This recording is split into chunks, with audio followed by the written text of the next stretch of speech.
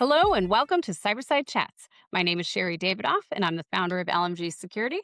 And I'm Matt Durrin, the Director of Training for LMG Security. And today, on a very special episode of CyberSide Chats, we're going to be running you through just a little snippet of our top trends and top threats of 2026. This is a webinar that can be found on our YouTube channel at LMG Security. If you'd like to take a look at the entire content, we highly recommend that you do. But for now, sit back, relax, and enjoy the show. Every year here at LMG, we like to nail down the top threats so we know what to expect in the year ahead. And based on everything that happened in 2025, we have some big buckets of threats this year. It is no longer the case that we're warning about something super specific like cryptojacking, which I think was 2 years in a row, Matt.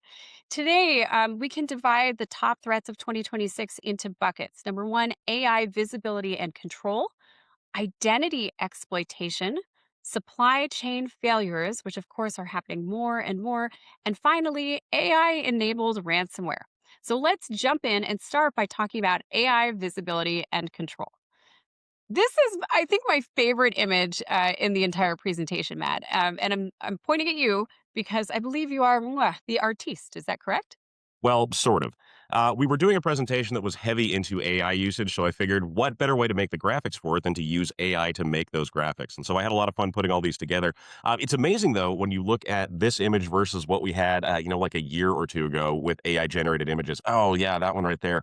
It's kind of Ouch. painful to look at. I mean, You can see Volner, visually AI has come a long way, and now yeah. AI and ransomware are friends. All of this, by the way, is worlds better than 2024. Let us not speak of the images in 2024. Oh, God. My images from 2024 No, were outstanding. Thank you that very is the much. worst Every hacker image. has tons of pizzas on their desk, and they usually have a giant pencil. That's And what big AI thought at that coins point. in big gold coins. Oh, my God, that's the worst image ever. But we're starting to see real AI risks and AI threats occurring. One of the biggest ones of 2025 was EchoLeak. Matt, why don't you jump in and fill us in on EchoLeak? Of course, yeah. EchoLeak was a really interesting vulnerability, and the reason it was so interesting was because it was what we call a zero-click vulnerability. What we mean by that is when a user is hit with the exploit that actually makes this function, they don't really need to interact with everything. When we think about things like phishing emails, or specifically malware delivered by a phishing emails, there's usually a point in the attack chain where the user has to either click on a link, download a file, open a document, or something like that.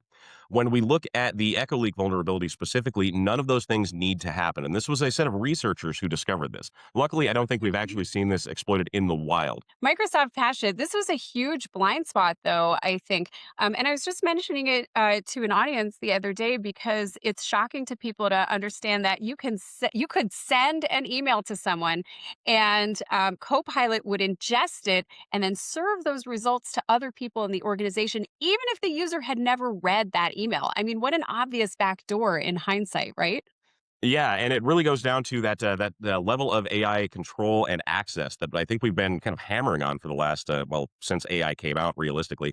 But yeah, this one was interesting. An attacker could craft an email and they could put basically prompts for Copilot into the actual coding of the email itself. Now, the user, even if they open the email, wouldn't see these things. They're just in the metadata for the email itself. But because Copilot ingests everything that the user has access to, unless it's configured otherwise, it now brings those prompts in. And so later on down the road, it could be basically triggered to start exfiltrating data, giving bad advice to people. You could basically adjust any parameters with Copilot that you wanted to based on the prompts that you were feeding through these poisoned emails. And again, no click required. All you had to do was send the email to someone, and as long as they received it and Copilot had access, it would ingest those malicious commands. I think we're going to start to see this more and more because the big question is where is AI getting all of its information? We Right. want to turn it loose. We want it to make decisions for us. There's businesses that are replacing whole jobs with AI. And this question is only going to become increasingly important. Another thing you pointed out is that AI incidents often don't generate alerts, especially in this case. Yeah, that's a tough one to follow too. When we talk about AI being misused inside of an organization, oftentimes this is going to look a lot like just normal workflow for what you would expect to see from people that are using the system as it's intended to be used. It'll look like things like productivity software, collaboration software. I mean, the realistic thing here is that it looks, for the naked eye anyway, normal. Unless you have some very, very tight analytics that are going through your log files basically on a line by line basis, usually using AI itself, there's a really good chance that Yeah. you might miss something like this. So traditionally, we'd see things like data loss prevention step in here. We would see something like identity and access management controls. But again, because AI has access to everything that the user has access to, unless it's configured otherwise, there might not be an alert. There might not be an IOC to track. And there's not really an incident until you find out that your data is out the door, which is a rough place to find yourself. By the way, whoever created this image needs to be arrested. That was me. So Just careful. saying. Well, you and ChatGPT, but yes. So yeah, to your point, I mean, this was possible because Copilot has legitimate access to your email, to your files, to your calendars, and its job is to synthesize information and serve it up. And unbeknownst to a lot of people, it was serving it up to others within the organization. They did patch this. They actually patched EchoLeak before the researchers released their information. But it just makes you wonder what's coming down the pipeline for 2026 and what other AI providers have issues that are similar, which they haven't maybe yet thought about. Yeah, exactly. We don't know what we don't know. Yes. So to go over our top threat of 2026, the issue, of course, is that AI is no longer a standalone tool. It is integrated into our workflows, into our processes, into our environments, and security teams often lack that visibility. So we may not know what can AI access, how is it used, what data flows into it or out of it, and if there's a problem, you may not get any alert. Microsoft recently came out with their digital defense report of 2025, and they do a really great job of visualizing some of the challenges that we have. So, in this case, they're visualizing the new AI attack surfaces. We have our traditional threat vectors on the bottom, and then here on the top, we have those new AI attack surfaces. And specifically, we were just talking about generative AI prompts and responses, and how does information get processed. Here's another image from Microsoft's Digital Defense Report. I like how they've broken down AI risks into these different layers. So, at the bottom layer, that foundation, we see AI platform security. Can someone poison training data? How do you know you can trust what you get out of it? How about the model theft and the model poisoning? Can we trust the way the AI is? Can we trust the way the AI is reasoning? And then on the next level, we have AI application security. Are there insecure plugins? Is it possible to leak data? If you recall, early in ChatGPT's development, you could write poem, poem, poem a bunch of times, and it would spit out training data that no one was supposed to see. And these days, we're seeing a ton of prompt injection attacks as well. It's interesting because LMG does web application penetration testing. And so we've seen this year how many web apps that we've already tested in the past now have AI integrated. And that means there's a whole new class of attacks that our penetration testers can launch. And we're seeing all kinds of new findings on reports. Again, even for web applications that have already been through testing year after year after year. And then finally, there's AI usage security, sensitive information disclosure, shadow IT. Raise your hand if you have shadow IT. Okay, well, this is kind of a trick question. I mean, it's really just a form of exercise. Every organization has shadow IT or fractional shadow IT. And in the case of AI, it's especially challenging because people will just go to their personal ChatGPT instances and type in questions that relate to work. So we really need to engage people, make them aware of the risks, and try to centralize as much as possible. But it's a special challenge when AI agents are everywhere. AI is now embedded in productivity platforms, collaboration tools. Sometimes it's enabled by default and you can't even stop it. Even Slack just came out with a new Slack AI bot. And then Matt, you pointed me towards this article about AI proxies. Do you want to share a little information? Yeah, so these have become very common. It's similar to the last slide that you just put up there. I mean, these AI integrations are popping up everywhere, and a lot of organizations, especially productivity application developers, are integrating what we call agentic AI capabilities. And these are things like adding Copilot directly to Microsoft Excel or something like that, or Zoom having its own AI, translation or transcription assistant that automatically pops up and analyzes your Zoom calls, creates the transcript, and then gives you basically cliff notes for the call that you were just on. These things can be really useful, but they can also pop up in ways that we don't want them to. And so knowing when AI is integrating into your applications and knowing what that implication actually is becomes really, really important. If I'm working on something like a client report that has very, very sensitive data in it, I need to know that if Copilot is parsing that data as I'm creating that report, that it's staying in-house and it's staying secure. If I'm on a call with someone and we're discussing a sensitive topic on Zoom or GoToWebinar or really any other kind of conference platform. I need to know that the AI is not sending that data off to a foreign server for analysis or something along those lines. So again, just understanding where these new proxies are popping up, because they do act on your behalf. I mean, they again inherit your permissions and do the things that you could normally do. If we're not familiar with exactly what that means, then we can find ourselves in kind of a tough spot. And we want these things to make our lives easier, not more difficult. Well, just from a third party risk management perspective or a compliance perspective, I think you have all kinds of new challenges because maybe your AI tool is grabbing information or grabbing audio files or things like that. We sometimes see little plugins, for example, audio transcription. Maybe that's done by a vendor in a faraway country and you might not even realize that. So, this is creating some new challenges for that third party vendor risk. In Microsoft's article, they talked about how Copilot is now integrated with a checkout process. So, for example, if you're in Copilot and you mention a product and it's eligible to buy, meaning they've partnered with a vendor that they can use to sell it through Copilot, a buy button will pop up. And so now you may have credit card information potentially going through a system that is in part processed by AI. So, again, from a security risk and compliance perspective, I think data is going new places, and we need to understand that in order to secure it. Yeah. So I think I would say our number one biggest challenge of 2026 is going to be visibility. And correct me if you feel otherwise, Matt. I think that happens. That's the case with all of our top threats. Everything from AI to identity to supply chain risk management. So think about whether in your organization you can answer these questions. What AI tools are in use in your organization? Which AI features do you have enabled? Are users just turning things on willy nilly, or is someone requesting to IT and IT is like, yeah, sure, that sounds fine?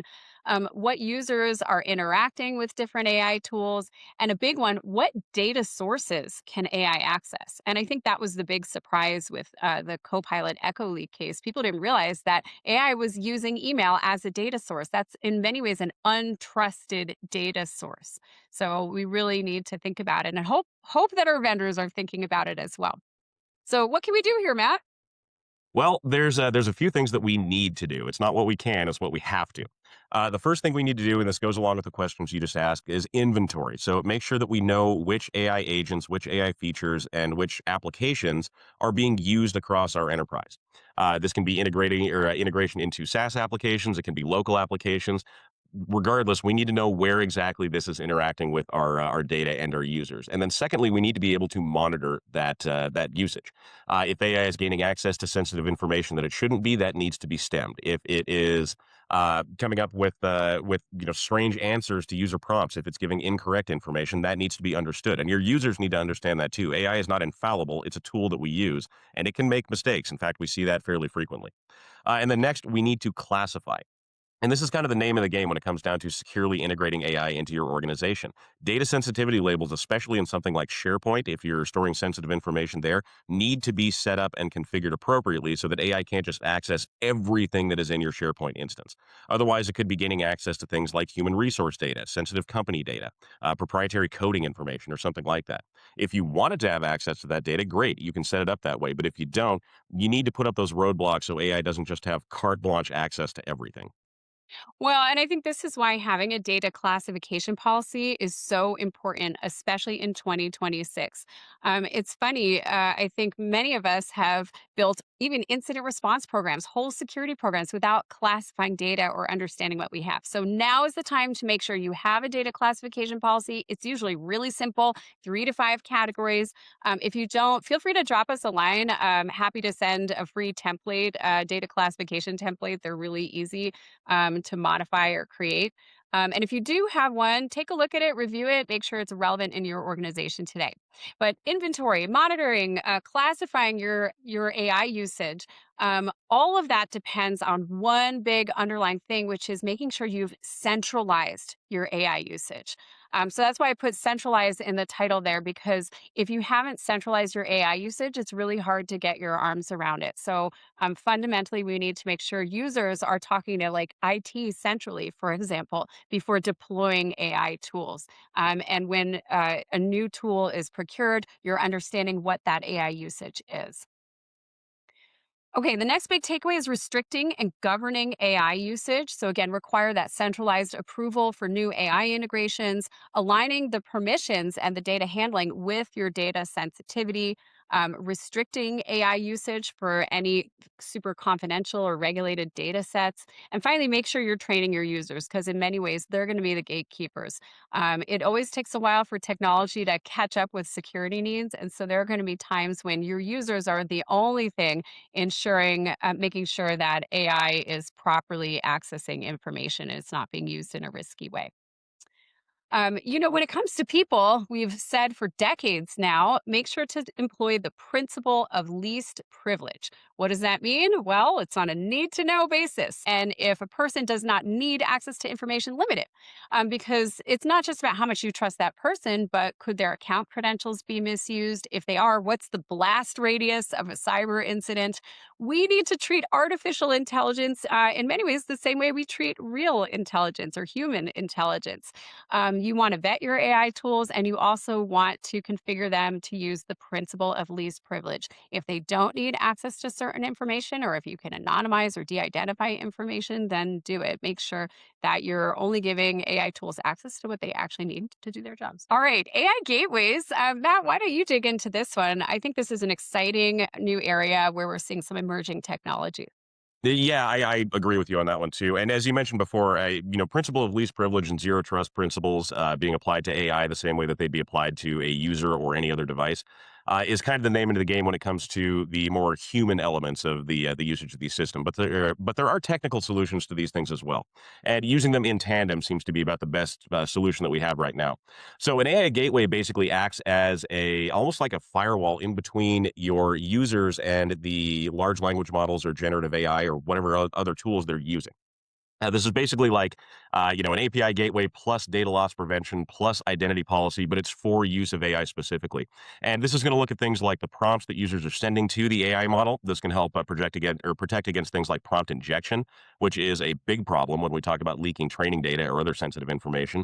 It also looks at the responses that are coming back. So if there's something coming back that is inappropriate, malicious, or something like that, an AI gateway can catch that so it doesn't actually get back to your users. And then it also keeps them from accessing models they're not supposed to be accessing on controlled hardware. If you have users who are trying to log in and submit data to like DeepSeek or something like that, you can use an AI proxy to stop their access to that system specifically, which Or you just block probably should. DeepSeek. Yeah, But a yeah, lot of it is if you wanna give them access to ChatGPT or Copilot, you may not want them to, put certain types of sensitive information in there, right. and that's where an AI gateway can come into play, making sure you're filtering information out, that you're actually controlling what gets put into AI, and you're logging. You have that visibility you need. I really like this graphic. There's many AI gateway companies that are coming out with new products. Again, this is an area of emerging technology. This is a screenshot from True Foundry where they visualize how the LLM gateway works and how it helps to filter information and control usage. So check it out. All right, with that, that is our first top threat of 2026. Our key takeaways here are that AI adoption will continue to accelerate, so be prepared for that. And there's always going to be a lag in governance and in technology products to help control that. So that's where training users comes in, awareness comes in, and we just all kind of need to step up and fill that gap. Right now is the time to centralize your AI usage. That should be a big goal for 2026. Get your arms around it. Make sure everybody knows if you're going to use a new AI tool, there should be a centralized process for approving that. Make sure you're understanding any new AI related features, even in software platforms you already use, and that you've got it baked into your vendor vetting processes. And then after you centralize, gain visibility into how AI tools are used. Consider technical solutions to support that. Make sure you're restricting and governing your AI usage. And again, leverage that principle of least privilege. All right. Thanks so much for tuning in to our special CyberSide Chats. Please like and subscribe and check out our YouTube channel for the whole video top threats of 2026.